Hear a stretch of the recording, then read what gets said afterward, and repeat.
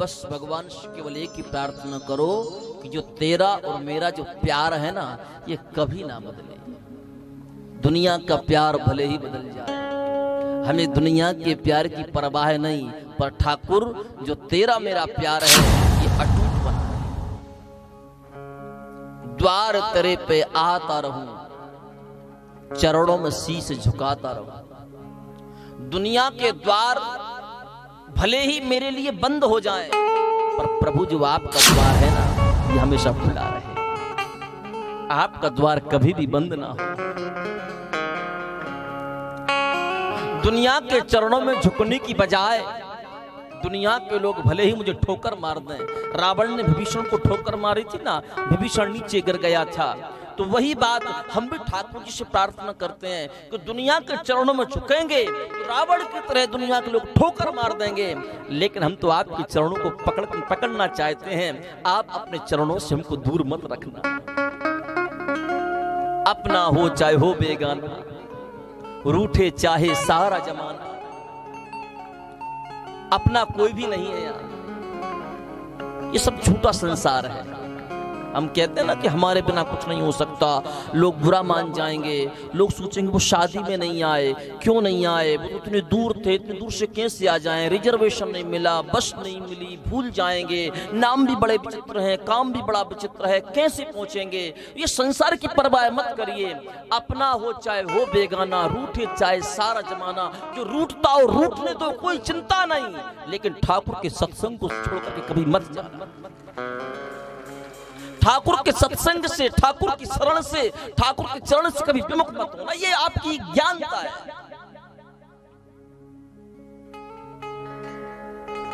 राजा परीक्षित ने कलयुग को 4 स्थान दिया। यहीं थे कि कहीं और थे? हम भूले तो नहीं? कथा यहीं चल रही थी, ऐसा तो नहीं हम भूल गए हो?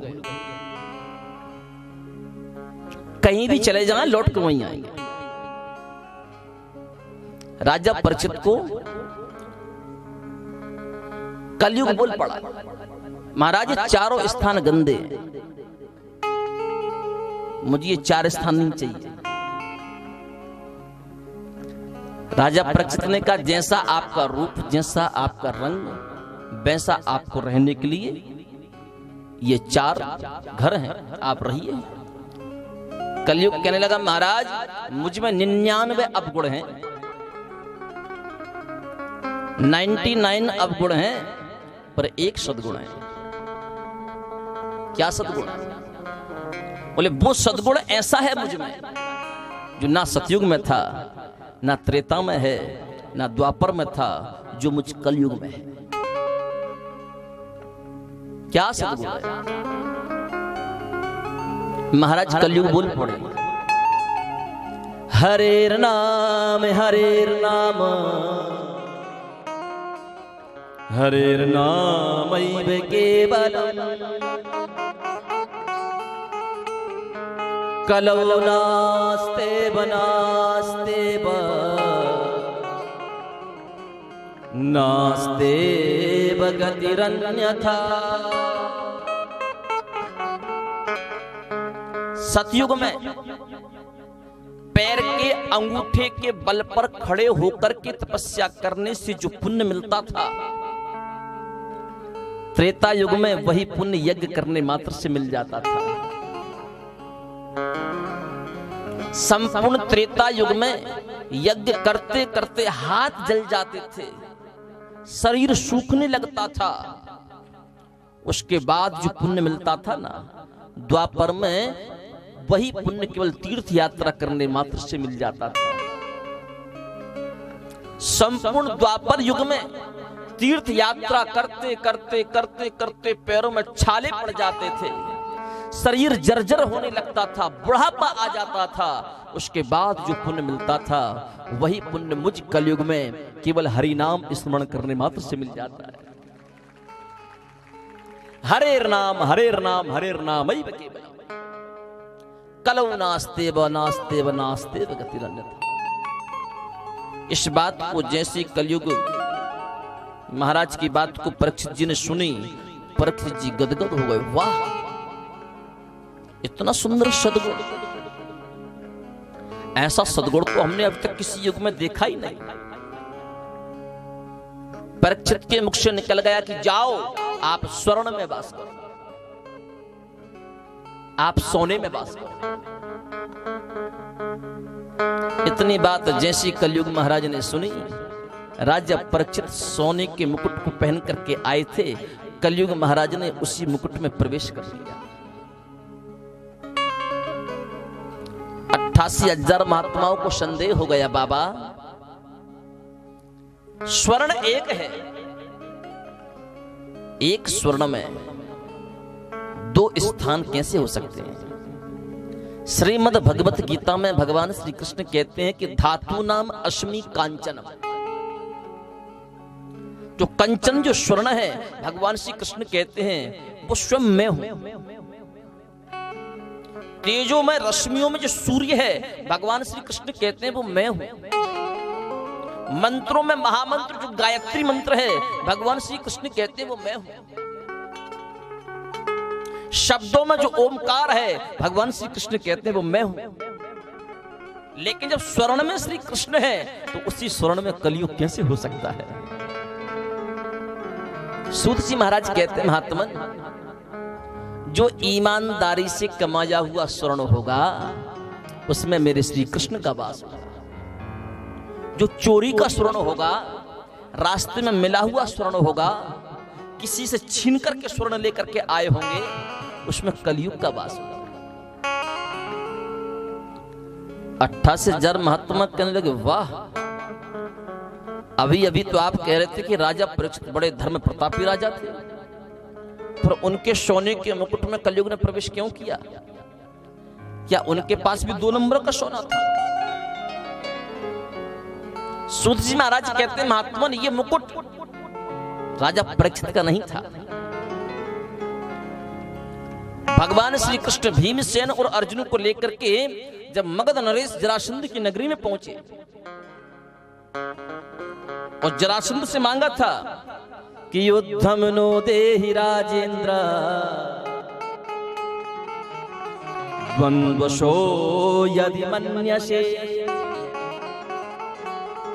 जरासंध से जैसे युद्ध की कामना की थी ना, जरासंध ने युद्ध दे दिया। भीमसेन ने उसी जरासंध को मारकर उसी मुकुट को ला करके धर्मराज के चरणों में रख दिया। धर्मराज युधिष्ठिर ने उसी मुकुट को अपने खजाने में डाल दिया और उसी मुकुट को आज राजा परीक्षित पहन करके आए थे। इसलिए उस मुकुट में कलयुग ने प्रवेश किया, क्योंकि वो दूसरे राजा का मुकुट था, वो छीन करके लेकर के आए थे, उसको मार करके लेकर के आए थे, इसलिए उसमें कलयुग ने प्रवेश किया। आजकल कई लोग होते हैं ना, कोई माताओं का मंगलसूत्र खींच करके ले जाता है। ज्यादा शादी में भीड़ हुई या किसी मठ मंदिर में भीड़ हुई, माताएं बढ़िया सोने के जेवर पहन करके गईं, लोगों ने झटका दिया, सोने की चेन छीन करके ले गए, मंगलसूत्र छीन करके ले गए, कान में हाथ दिया, चाहे माताओं का कान रहे ना रहे, उनकी जो कुंडल बोलते हैं, झुमकी बोलते हैं, क्या बोलते हैं, वो छीन करके ले गए। ये सब कलयुग का परिचय है।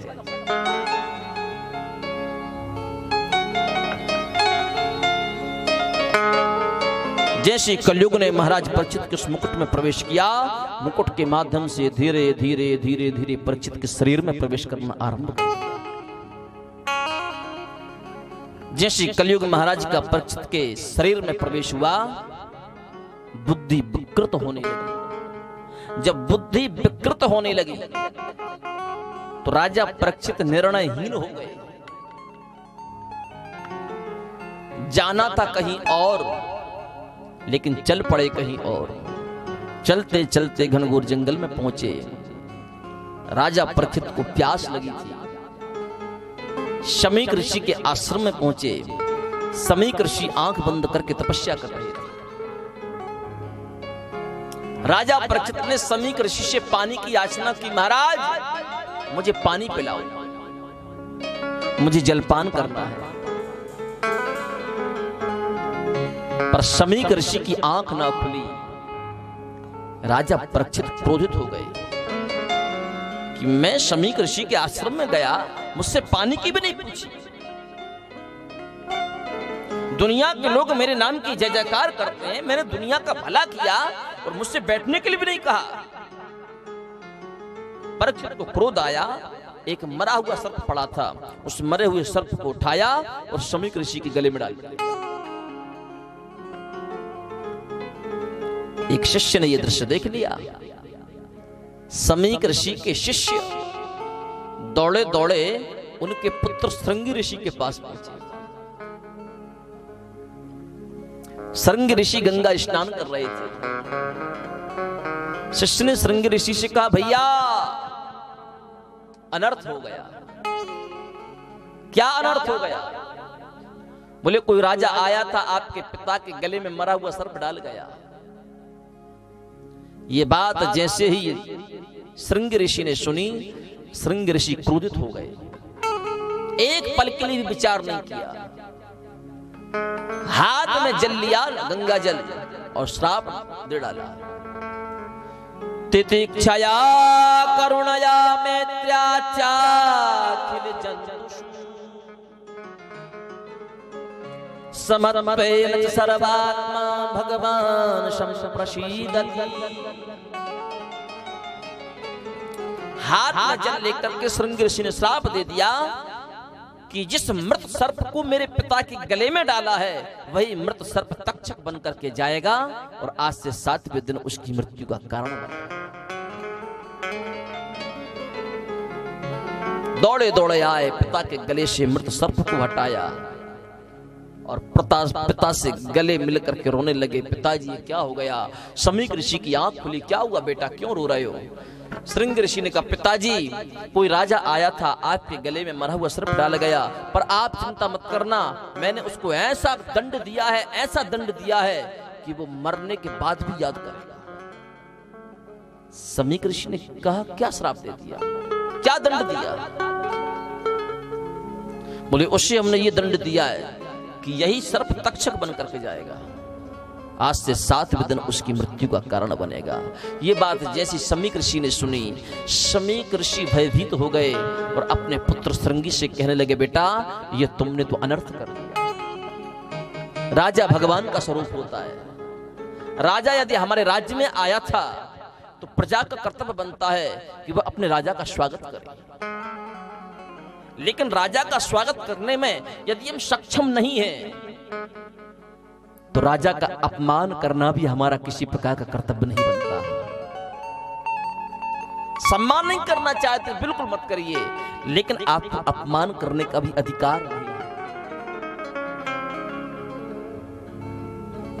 परीक्षित जैसा राजा तो मिलना असंभव है।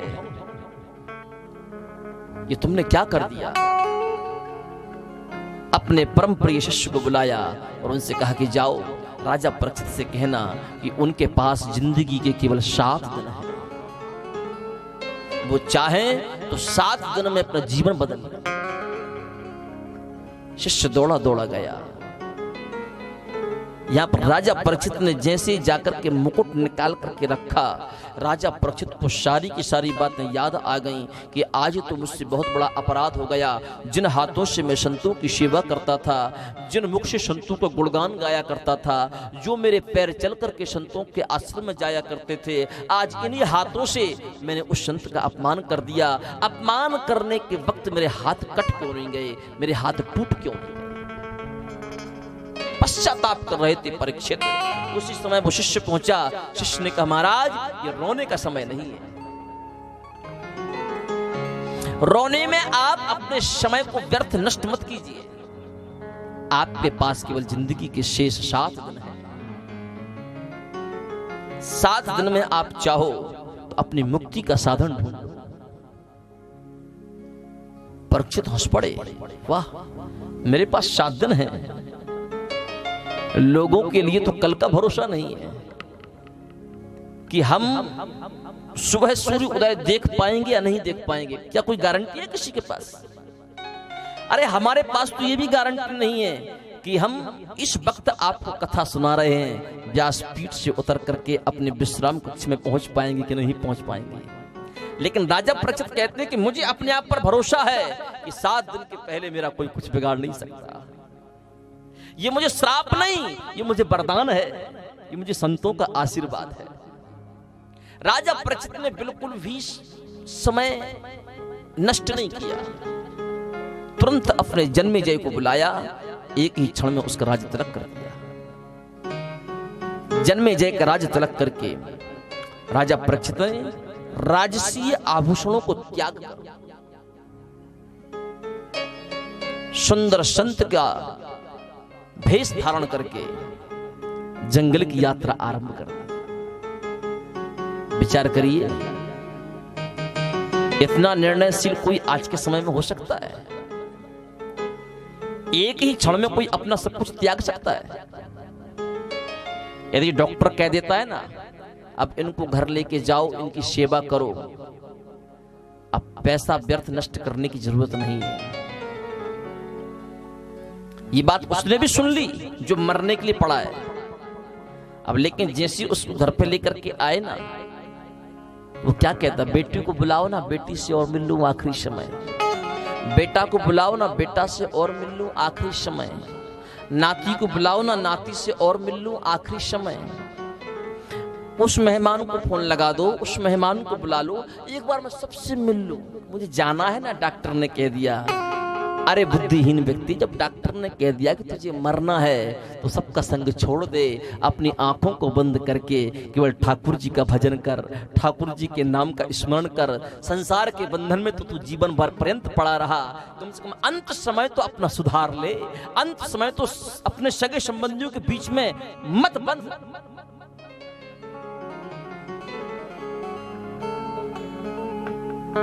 एक बाबूजी थे, बाबूजी को डॉक्टर ने मना कर दिया, बोले अब तुम बचने वाले नहीं हो, अब तुम घर जाओ। उनका बेटा अमेरिका से आया, अपने बाबूजी को घर पर लेकर के आ गया, बोले पिताजी आप यहीं पर रहो। पिताजी कहने लगे, बेटा वो मैंने जूते कल ही पहने थे, वो नए के नए हैं, वहां से बाहर से कोई लेकर के ना चला जाए, एक काम करो, वो मेरे जूते ला करके मेरे सिराने के पास रख दो। और जैसे बेटे ने जूते सिराने के पास रखे, बुढ़ा मर गया। जिस अंत समय में भगवान के नाम को गाना था, वो अंत समय में जूतों का स्मरण करके मरा। और फिर बेटा लिखवाता है बैकुंठवासी, जूता का स्मरण करने वाला बैकुंठ जाएगा।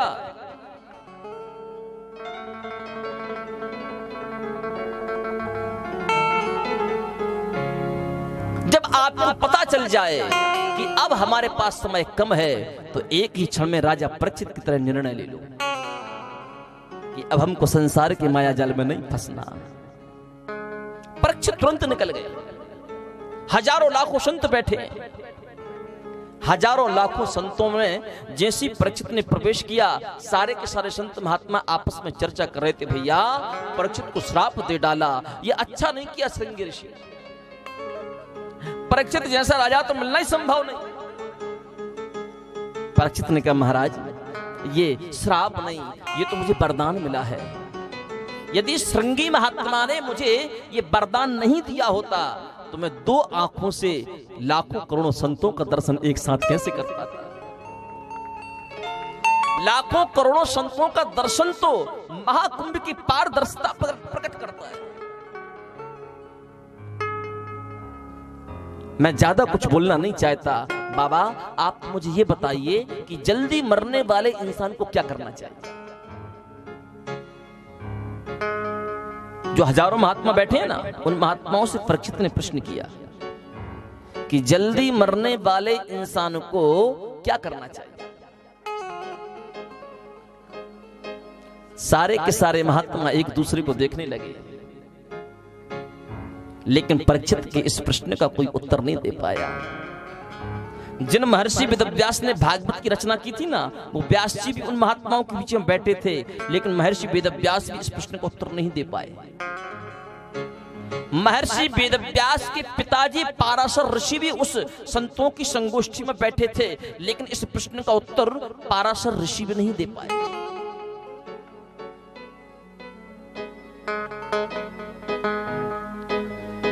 उसी क्षण 16 वर्षीय भगवान सुखदेव का आगमन हुआ। तत्र भवद भगवान व्यास पुत्रो यदृच्छया गामटमानुपेक्षा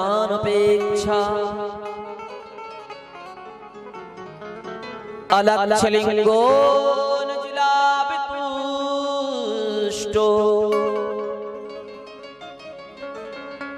व्रतस्य बालैरवधूत वेशः तत्राभवत् भगवान व्यासपुत्र। व्यासपुत्र भगवान सुखदेव का आगमन हुआ।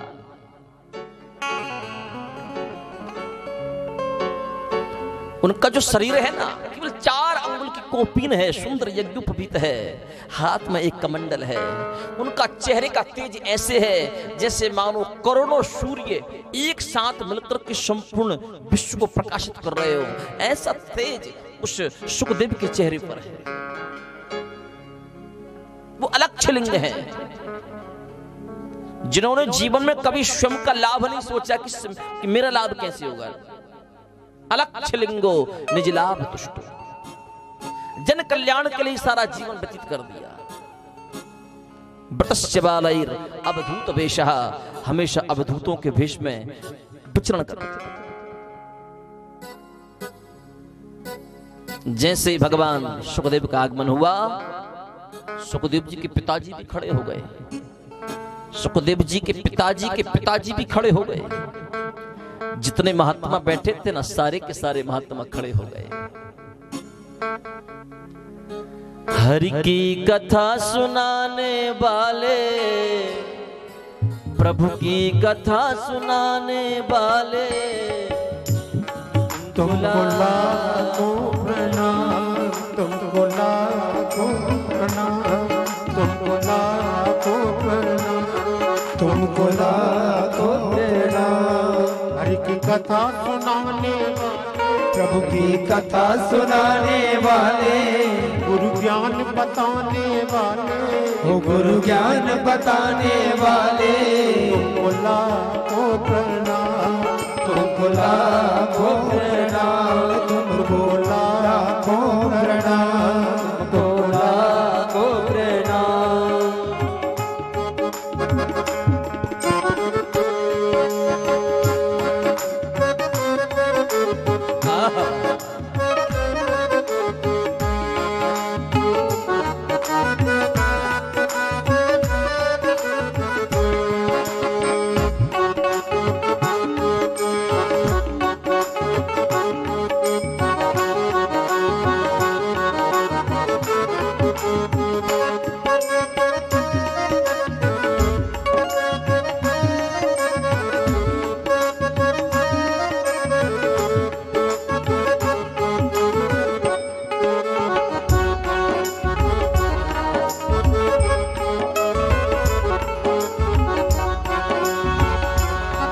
हम भूल रहे थे बन में, बल खो बैठे थे तन में। हम भूल रहे थे बन में, बल खो बैठे थे तन में। प्रभु राह बताने वाले, प्रभु राह बताने वाले, यह राज बताने वाले, यह राज बताने वाले, तुमको लाखों प्रणाम, तुमको लाखों प्रणाम, तुमको लाखों प्रणाम, तुमको लाखों प्रणाम।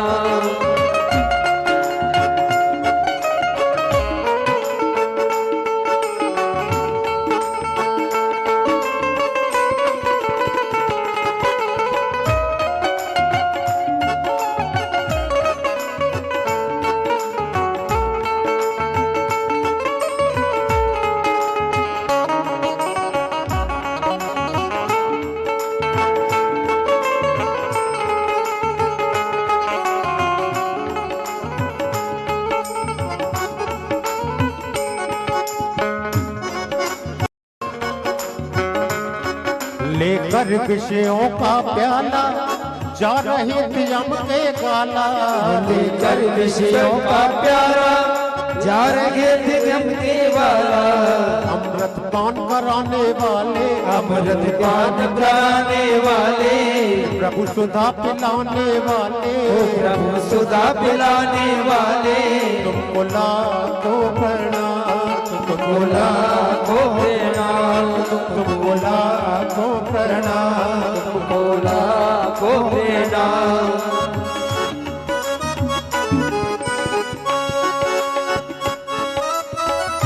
क्या बात, जय हरि।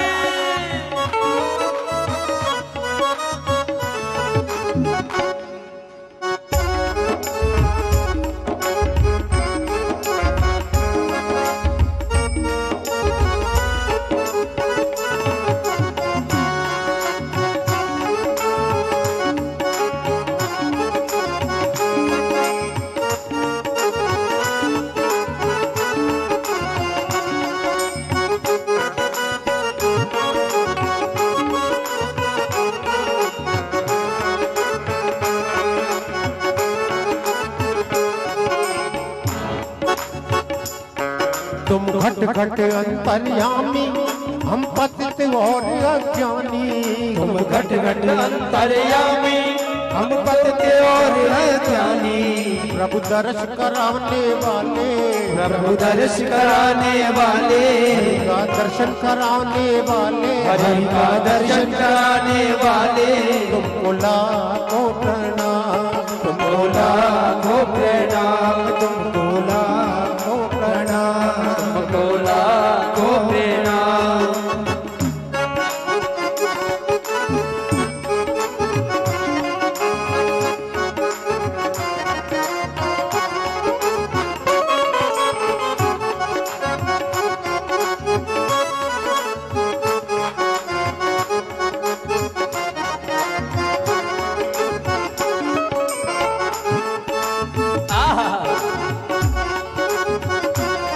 एक बार बोलो हाँ।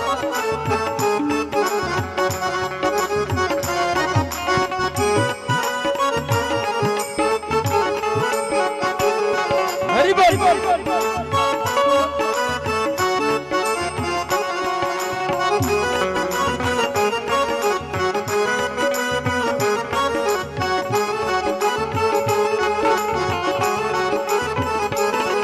हम पार तेरा क्या पावे, बस शीश झुकाते जावे। हम पार तेरा क्या पावे, बस शीश झुकाते जावे।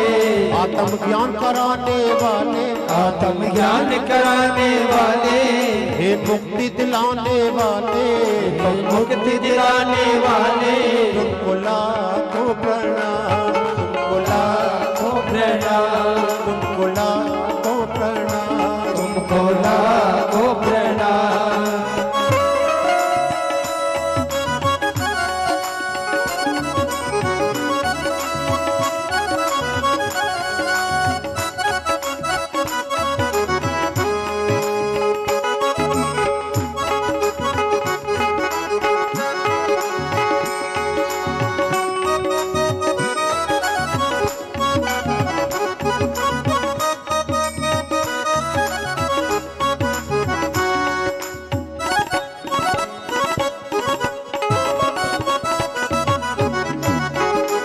जय हरि।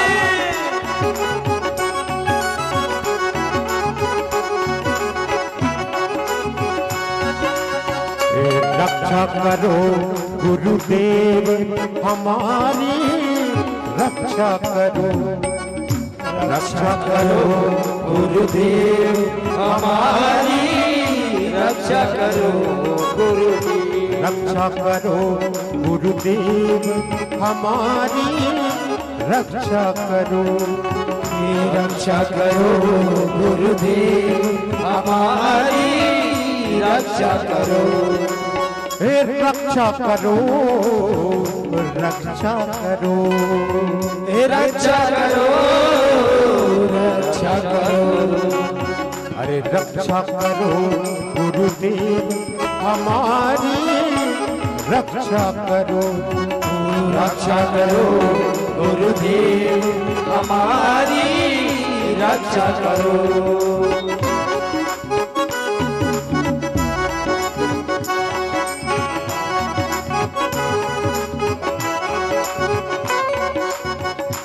तुम्हारी जय हो गुरुदेव, तुम्हारी जय हो गुरुदेव, तुम्हारी जय हो गुरुदेव, तुम्हारी जय हो गुरुदेव। अज्ञान तिमिरांधस्य ज्ञानांजन शलाकया चक्षुरुन्मीलितं येन तस्मै श्री गुरुवे नमः। रक्षा करो गुरुदेव हमारी, रक्षा करो। रक्षा करो गुरुदेव हमारी, रक्षा करो।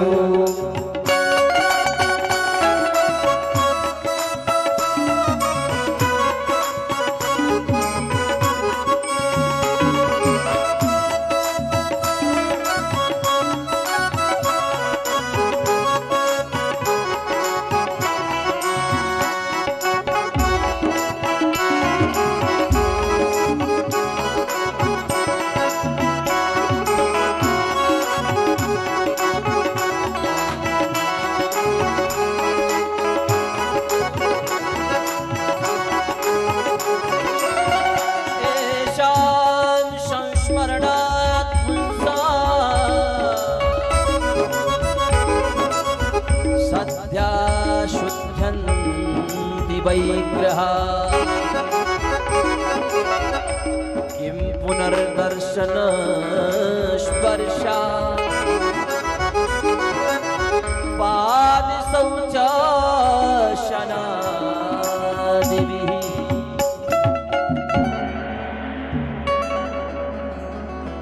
संपूर्ण संतों के मध्य में भगवान सुखदेव बैठ गए। राजा परीक्षित हाथ जोड़ करके कहते हैं, प्रभु अतः पृच्छामि संसिद्धिं योगिनां परमं पुरुषस्य यत् कार्य म्रियमाणस्य शर्वथा। जल्दी मरने वाले इंसान को क्या करना चाहिए?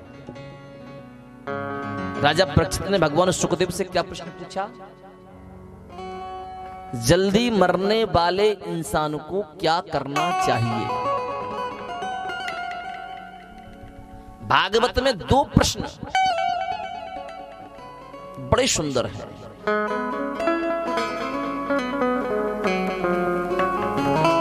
परसों कथा में सुना था ना कि संत का एक क्षण और अन्न का एक कण। कृष्ण प्राप्ति कर्म शाश्वत साधनम तद्बुदाधुना।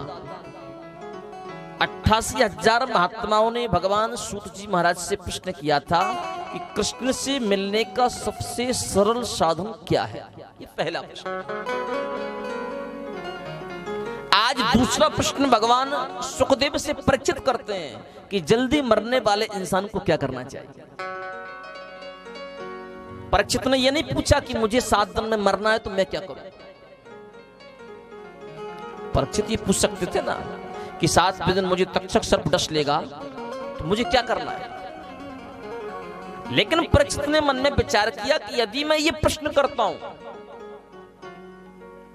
तो ये सिर्फ मुझ तक सीमित रह जाएगा। क्यों ना मैं प्रश्न जन कल्याण के लिए करूं। इसलिए परीक्षित ने सिर्फ एक प्रश्न पूछा कि जल्दी मरने वाले इंसान को क्या करना चाहिए। भगवान, किसी व्यक्ति की मृत्यु निकट आ गई हो, उसके पास केवल 7 दिन का समय हो, क्या वो 7 दिन में भगवान से मिल सकता है? यदि 7 दिन में भगवान से मिल सकता हो तो बताओ। सुखदेव जी कहते हैं, राजन, भगवान को प्राप्त करने के लिए 7 दिन तो बहुत हैं। तुम्हारे दिल के अंदर जगह हो तो 7 सेकंड में भी तुम भगवान को पा सकते हो। 7 दिन तो बहुत हो गए। भगवान को पाने के लिए 7 दिन की जरूरत नहीं, 7 सेकंड की जरूरत है। वो कैसे? भगवान सुखदेव बोल पड़े, राजन, तस्मात् भारत सर्वात्मा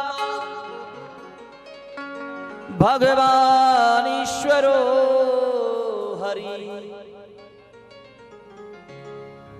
श्रोतव्यः कीर्तव्यश्च स्मर्तव्या चेच्यता वयम्। तस्मात् भारत सर्वात्मा। भारत वर्ष में जितनी जीवात्माएं, अब ये भी बड़ी विचित्र बात है। आप लोग सोचेंगे पता नहीं महाराज जी क्या कह रहे हैं। यहां पर जो सुखदेव जी ने बात कही ना, वो सिर्फ भारत में रहने वाले जीवात्माओं की बात है। अमेरिका, थाईलैंड, स्विट्जरलैंड, पाकिस्तान, चीन, मीन, इन सब की कोई बात नहीं है। यहां पर केवल भारतवर्ष की बात है। तस्मात् भारत सर्वात्मा। ये मैं नहीं कह रहा हूं, श्रीमद् भागवत महापुराण का सूत्र है।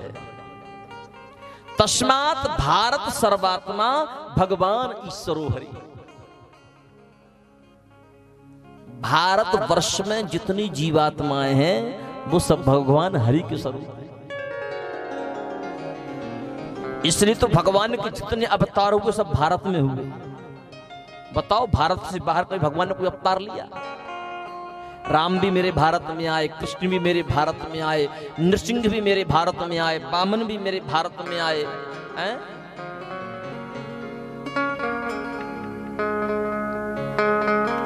बोले करना क्या है इनका? भगवान ईश्वर हरि, जितनी भी जीवात्माएं हैं सब भगवान हरि के स्वरूप हैं, सभी से प्रेम।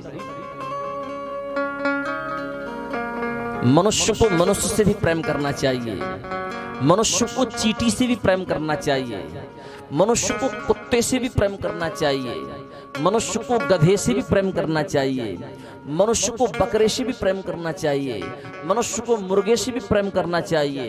ब्रह्मा की सृष्टि में 84 लाख जो योनियां हैं, मनुष्य को सभी से प्रेम करना चाहिए। जो ईश्वर मनुष्य आत्मा के अंतःकरण में है, वही ईश्वर उस चींटी की आत्मा में भी है, वही ईश्वर गधे की आत्मा में भी है, वही ईश्वर कुत्ते की आत्मा में भी है, और वही ईश्वर मुर्गे और बकरे की आत्मा, मछली की आत्मा में भी है।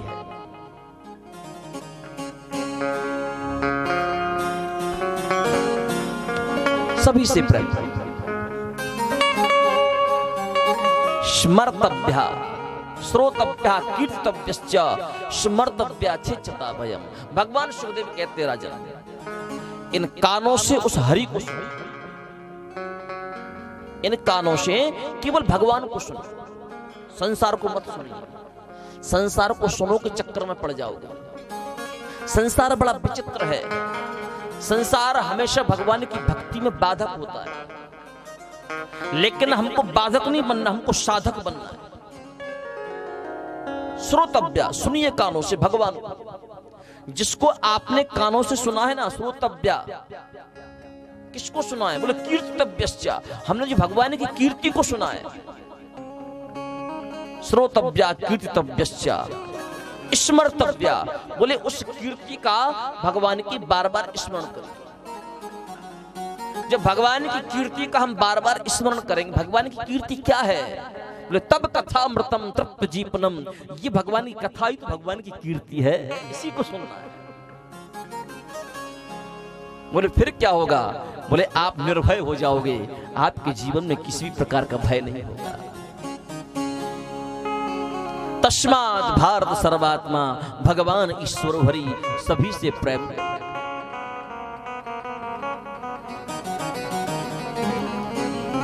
रामचरितमानस में गोस्वामी जी भी कहते हैं,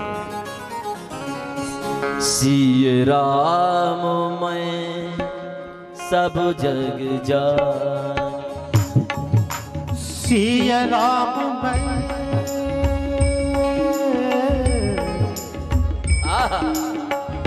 राम राम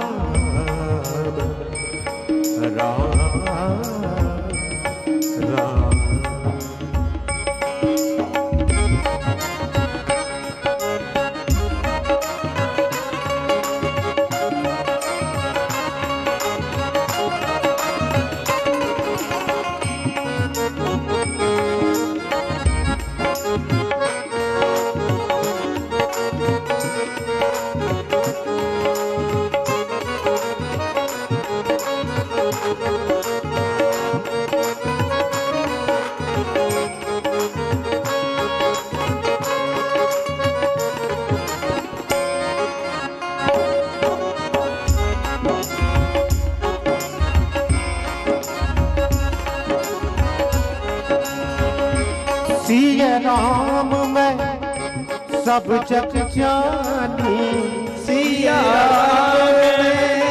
सब जग जानी, करहु प्रणाम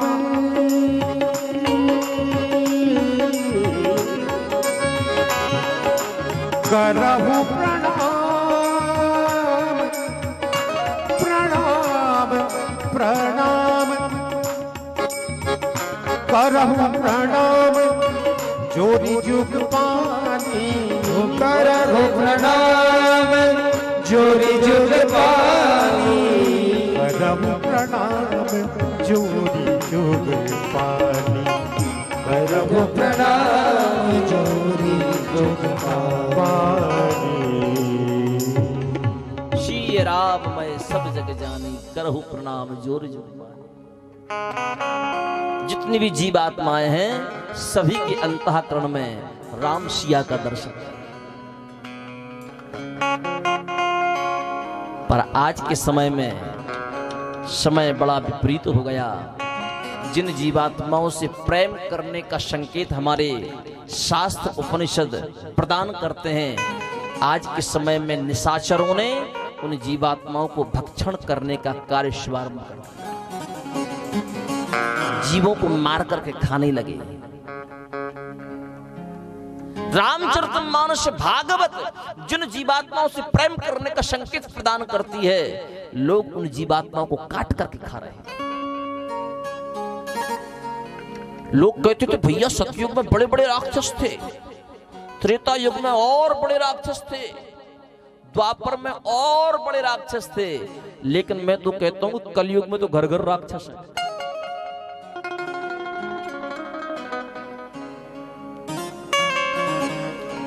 भगवान नारायण ने मत्स्य अवतार लिया। जन कल्याण के लिए भगवान श्री हरि मछली बन करके आए, लेकिन आज का इंसान इतना नीचे गिर गया, जिन मछलियों का पालन पोषण करना चाहिए उन मछलियों का लोग अपना आहार बना रहे हैं। कहते कि संसार में जिसने जगाने का काम किया है ना, उसको मरना पड़ा। जिसने जगाने का काम किया, क्योंकि हर सनातनी सो रहा है, हर हिंदू सो रहा है, लेकिन जिसने हिंदू को जगाया, जिसने सनातनी को जगाया, उसका परिणाम क्या निकला? उसको मरना पड़ा। मुर्गे का काम भी जगाने का होता है। जैसे सुबह 4 बजते हैं ना, मुर्गा बोल पड़ता है, लेकिन उस जगाने वाले मुर्गे को भी लोग काट करके खाने लगे। क्या उसने आपको जगा करके गलती कर दी? क्या आपको जगा करके उसने अपराध कर दिया?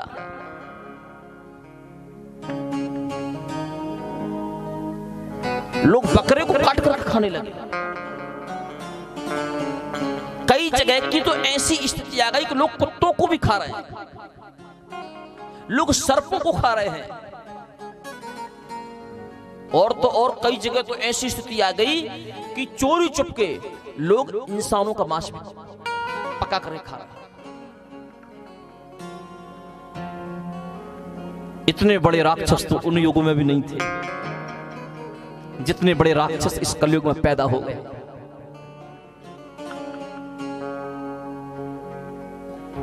जीवों की रक्षा करना हमारा धर्म है, जीवों की रक्षा करना हमारा कर्तव्य है, जीवों से प्रेम करना हमारे जीवन का सबसे बड़ा मनोरथ है।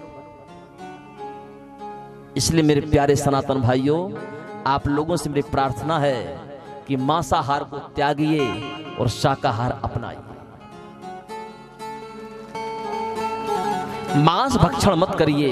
माताओं से भी मेरी प्रार्थना है कि अपने रसोई कक्ष को पवित्र बनाइए। यदि आपका पति अपने घर में कुछ लेकर के आता भी है ना, तो छुड़ा करके बाहर फेंक दीजिए। स्त्री को कहा है धर्म पत्नी। स्त्री को क्या कहा है?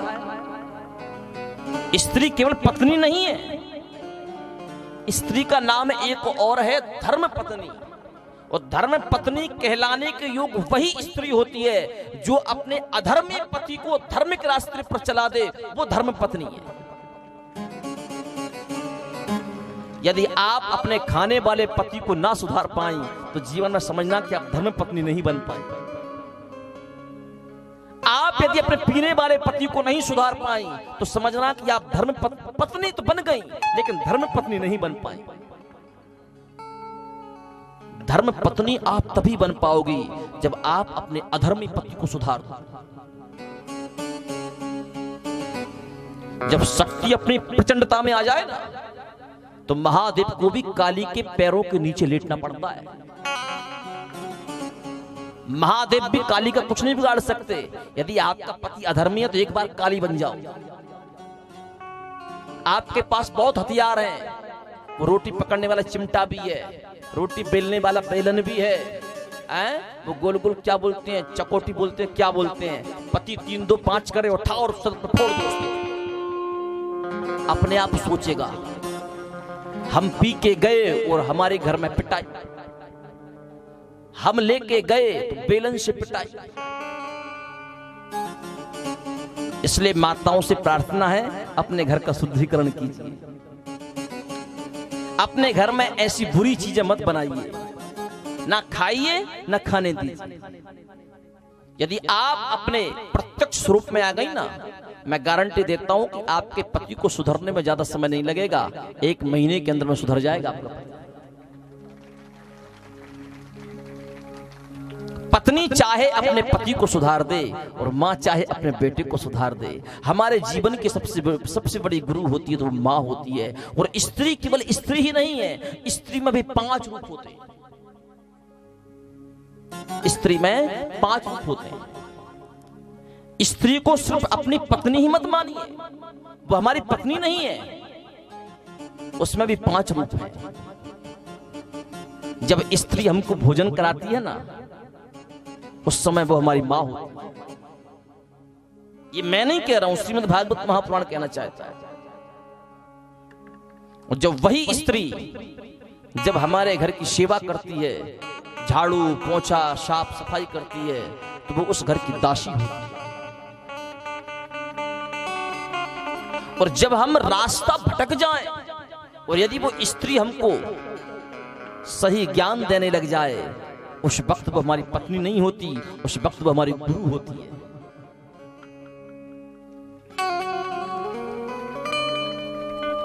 जब घर में हम बैठे हों और हमारी पत्नी हमारे साथ हास उपहास करने लग जाए, मजाक करने लग जाए, तो उस समय वो हमारी पत्नी नहीं होती, उस समय वो हमारी मित्र होती, हमारी सखा होती।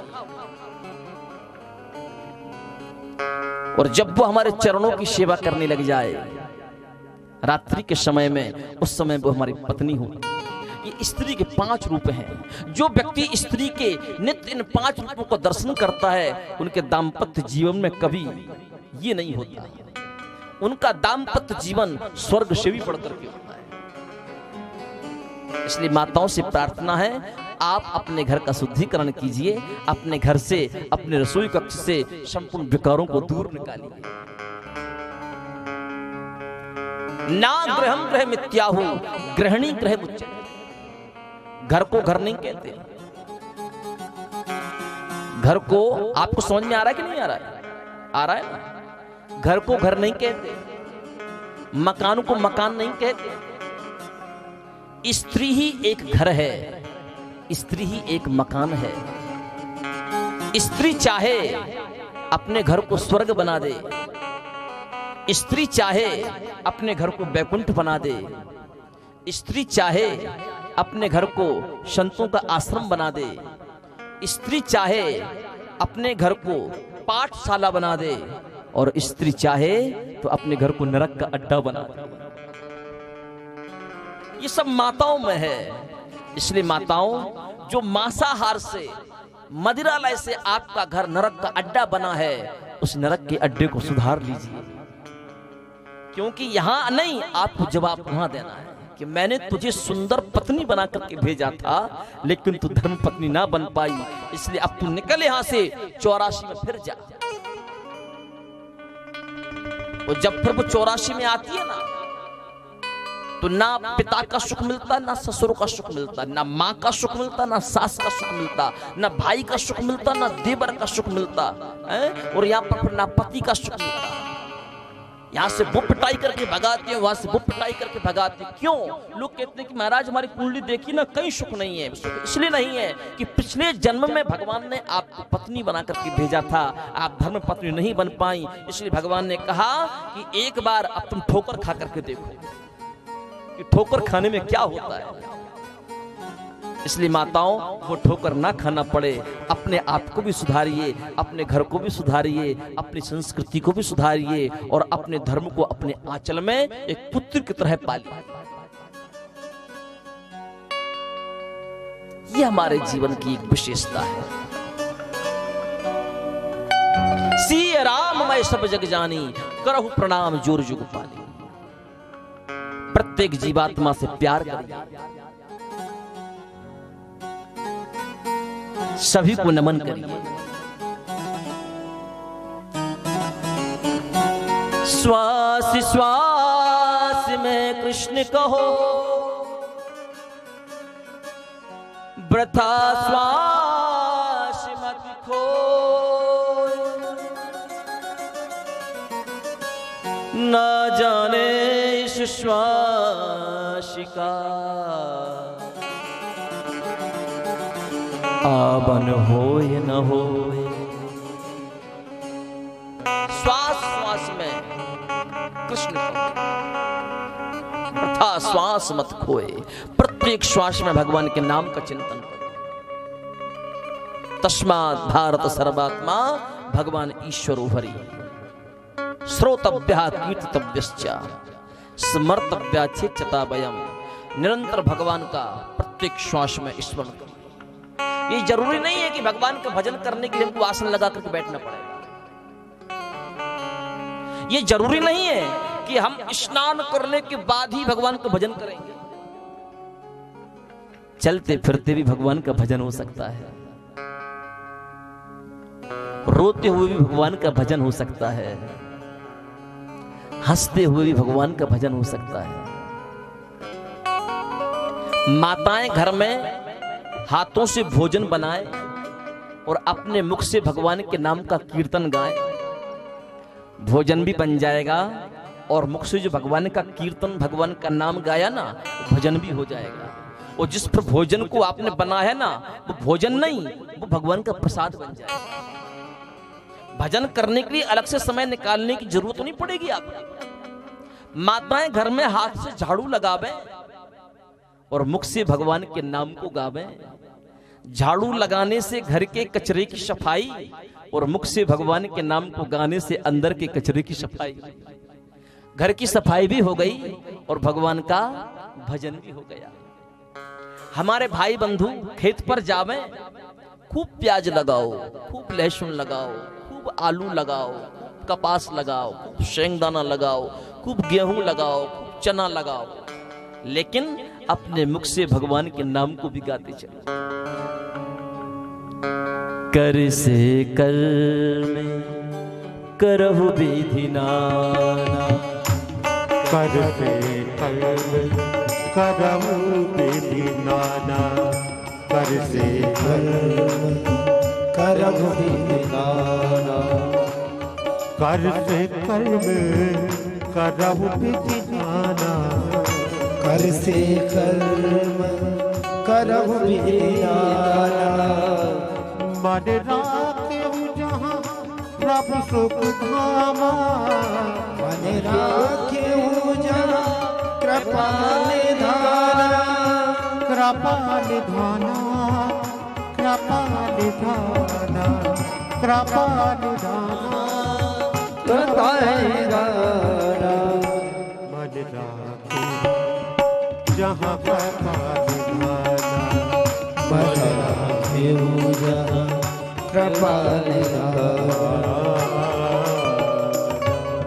रामचरितमानस में गोस्वामी जी लिखते हैं, कर से, कर कहते हैं हाथों, कर से कर्म करहु विधि नाना। हाथों से कर्म करिए, काम करना मना थोड़ी है, लेकिन मन राखियो जहां कृपा निधाना, अपने मन को कृपा निधान के चरणों में लगाइए। पर आजकल भगवान का भजन कोई करना ही नहीं चाहता।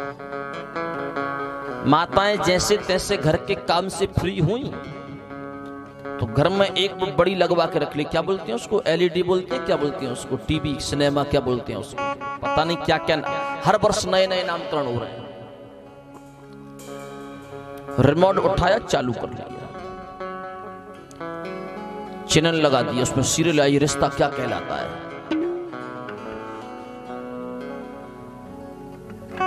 माताओं को अभी तक ये पता नहीं है कि रिश्ता क्या कहलाता है। उस एक सीरियल को देखते देखते कई सालों बीत गए, लेकिन अभी तक पता नहीं कर पाए कि रिश्ता क्या कहलाता है।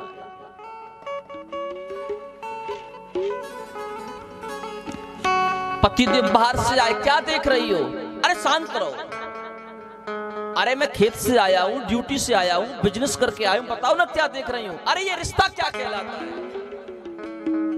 अपने आदमी को पहचान नहीं पा रही, उसमें देख रही हूं रिश्ता क्या कहलाता है। अरे जिस बाप ने रिश्ता बनाया उससे पूछो ना, ये हम पति पत्नी, ये रिश्ता क्या कहलाता है। वो सीरियल वाले क्या बताएंगे ये रिश्ता क्या कहलाता है। पति ने 2-4 बातें सुना दी तो गुस्से से चैनल बदल दिया, और जैसे गुस्से से चैनल बदल दिया ना तो दूसरा लगा दिया कसौटी जिंदगी की।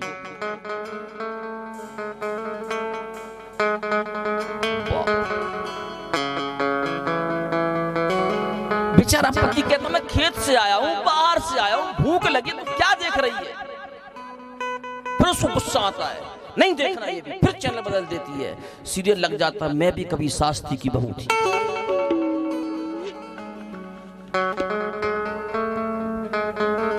इससे उद्धार होने वाला नहीं है माताओं। उद्धार तो ठाकुर की भक्ति करने से होगा,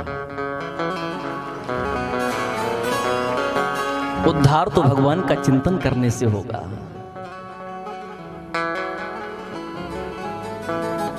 कुछ लोग 16-16 हजार का 20-20 हजार का मोबाइल रख के थोड़े फ्री हुए, बोले आईपीएल। अरे तुमको आईपीएल खाने को दे रहे हैं क्या? आईपीएल के चक्कर में तुमने भजन करना छोड़ दिया, आईपीएल के चक्कर में पूजन करना छोड़ दिया, पूजन कराना छोड़ दिया, अनुष्ठान करना छोड़ दिया, अनुष्ठान कराना छोड़ दिया, प्याज लगाना छोड़ दिया, ट्रैक्टर चलाना छोड़ दिया, बोले आईपीएल। फिर रोने लगे कि जिसमें भाव था हम प्याज नहीं निकाल पाए, अब भाव बहुत कम हो गया, अब आईपीएल वालों से भाव ले लो। वो तो देखा था, उनसे लो ना। 20-20, 30-30 हजार के मोबाइल, उसमें देखेंगे संता बनता की कहानी। क्या है ये? कई लोगों के मोबाइल तो कार्टूनों से भरे पड़े हैं, वो कार्टून देखते देखते वो स्वयं कार्टून बन गए। भगवान सोचते कि मैं तो तुझे मनुष्य बना करके भेजा था, पर तू कार्टून बन गया। और आजकल क्या चल रहा है? वो गप्पी कहते हैं, पप्पी कहते हैं, क्या कहते हैं उसको? पबजी में इतना पागल हो गया इंसान, इतना पागल हो गया कि डॉक्टर पबजी वालों का इलाज कर करके परेशान। अरे भैया, जो आपके माता पिता ने मोबाइल दिलाया है उसका सदुपयोग करो, उसका दुरुपयोग मत करो, उसके चक्कर में पागल मत बनो। वो जितना अच्छा है ना, उससे कई गुना हानिकारक है।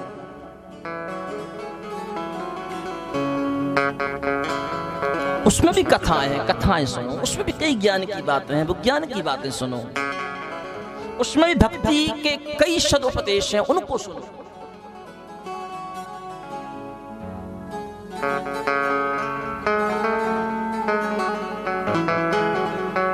श्रोतव्यः कीर्तितव्यश्च स्मर्तव्या चेष्टा। भगवान सुखदेव कहते राजन, निरंतर तुम भगवान की भक्ति करने लग जाओगे तो 7 दिन क्या 7 सेकंड में ही भगवान मिल जाएंगे। कोई दूसरा साधन? दूसरा साधन भी है। क्या है? भगवान सुखदेव फिर बोल पड़े, राजन ये थोड़ा सा कठिन है। बोले प्रभु कठिन भी हो तो चलेगा, बताओ ना। जितासनो जितश्वासो जितसंगो जितेन्द्रियः स्थूलो भगवतो रूपे मनः संधारयेत् धिया। स्थूले भगवतो रूपे मनः संधारयेत् धिया। भगवान सुखदेव कहते राजन, जितासन, भगवान की भक्ति करने का एक साधन और है कि अपनी आसन को जीतो। आसन को कैसे जीते हैं? आसन आपकी इतनी पक्की हो जाए कि 4 घंटे की कथा में आप ऐसे और उनसे ना करो, एक आसन पर बैठ कर कथा सुनो। अब कई भैया तो ऐसे बैठे, अभी तो 10:30 बजे, अभी तो और भी कथा चलेगी। कई लोग ऐसे बैठ जाते हैं।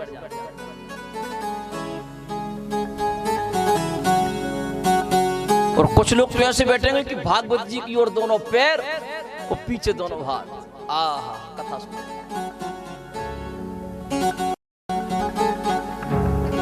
भगवान सुखदेव कहते हैं कि जितासन, आसन को जीतो।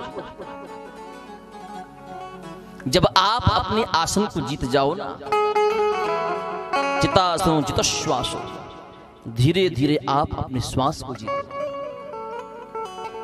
श्वास कैसे जीते? प्राणायाम करो। प्राणायाम 3 प्रकार के होते हैं, कुंभक, पूरक, कुंभक और रेचक।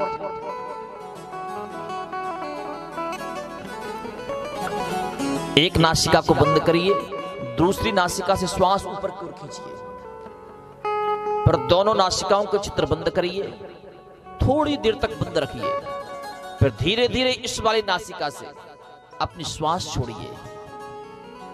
जो व्यक्ति श्वास रोकने का काम करता है, क्योंकि 24 घंटे में प्रत्येक व्यक्ति 21,066 श्वास लेता है और छोड़ता है। जितनी श्वास हम छोड़ते हैं और लेते हैं उतनी हमारी आयु कम होती है, लेकिन जितनी प्राणायाम के माध्यम से हम श्वास को रोकने का प्रयास करते हैं उतनी हमारी आयु बढ़ती है। तो बोले पर श्वास को जीतो, तो श्वास केवल प्राणायाम के माध्यम से जीती जा सकती है। जितासनो जित श्वासो, जब श्वास को जीत लो, आसन को जीत लो, तो बोले फिर संग को जीतिए। जित संग, अच्छे लोगों का संग करिए। कुछ लोग कहते हैं महाराज जी अच्छे लोगों का संग मिलता ही कहां है, अब एडजस्ट तो करना पड़ता है, अब जैसे लोग हैं उनके साथ रहना तो पड़ेगा। बोलो बिल्कुल मत रहिए। तो बोले फिर बोले संग सर्वात मन त्याज्या, संग त्याग दीजिए, अकेले रहिए। अकेले आए थे, अकेले जाना है, ना कोई साथ आया था ना कोई साथ जाएगा। पहला स्नान भी आपको घर वालों ने कराया था और अंतिम स्नान भी आपको घर वाले ही कराएंगे, इसलिए क्यों दुनिया का झमेला। कुछ ऐसा कर लो कि जब आप अकेले जाओगे तो कम से कम धर्म आपका साथी बनकर के आपकी सहायता तो कर सके। अकेले रहना सीखो। जितासनो जित श्वासो जित संगो।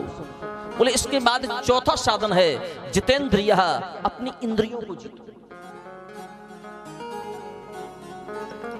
आंख कहती है कि मैं कुछ अच्छा देखूं। जब आंख आपकी कुछ अच्छा देखने के लिए कहने लग जाए ना, तो सबसे अच्छा क्या है, सबसे सुंदर क्या है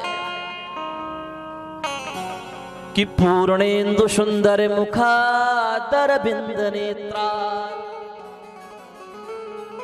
कृष्णात् परम किम तत्त्वमहं न जाने।